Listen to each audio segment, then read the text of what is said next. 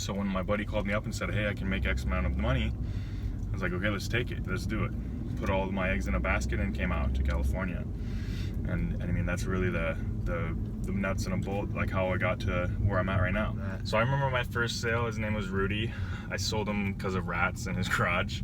And it was my third day knocking, and it was literally like, it was the middle of, or the beginning of April, so it was getting dark like 7 o'clock, 7:30, and it was like 6:50, 7 o'clock when I knocked this guy's door. On my third day, I was getting pretty discouraged at that point, just because, you know, I really wanted it, and I was working really hard every day.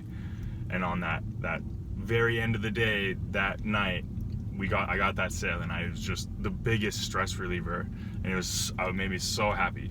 In the people that I know that do this, all of them, almost all of them are different in why they're here, but a lot of the characteristics that they have are that they're in school and they have a common goal of not coming out of school with a ton of debt.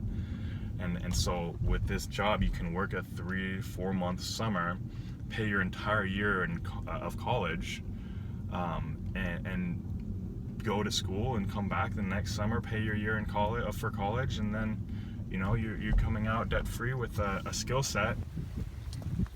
Typical day though is just going up, knocking on their door, seeing if they're interested. If not, if I threw a couple objections, on to the next one. It's a numbers game, purely at the beginning. So what that means is, I know if I hit 100 doors, 100 people I talk to, I'm gonna probably sell 3 to 5 of those people. Just out of pure numbers, I know I can close 1 in 30, 25 people, somewhere in there, when I first started. So what I was doing when I first got out, and when I first started, I knew out of pure numbers I can get sales. So what my goal was to do when I first got to the neighborhood was get out the car and start talking to people, because that's what makes the money. I get a lot of people that have rats, and then the typical black and brown widows. It's mainly the brown widows though. Usually under like the patio furniture. I like to show them that, you know, they're getting some spiders still. A lot of people have companies out here, but it's just that much easier when you find bugs on their property and they already have a company. So that's really what I'm looking for. Webs up in the eaves, things like that I can spot. That there is really a proven method that works, and what that method is as following a roadmap. The roadmap is really going to lead you to every point in the sale, or at the end you're walking away with a credit card. A big part of this job is anywhere you go, you're going to get sales. And so as long as you have that mindset when you're going into a neighborhood, that there's always going to be 2 to 4, sometimes even 10 buyers in that neighborhood, no matter what it looks like. And so when you've really dialed that in, you know, getting out the car right away, going right into work, is going to be setting you up for the best day possible.